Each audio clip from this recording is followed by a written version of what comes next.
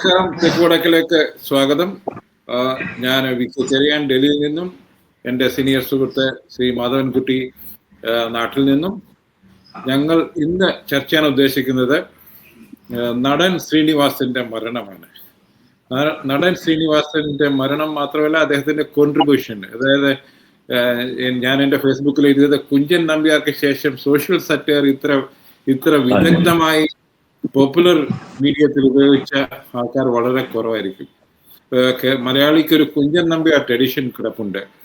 അത് പല തലമുറകളിലും ചിലർ പ്രത്യക്ഷപ്പെടാറുണ്ട്.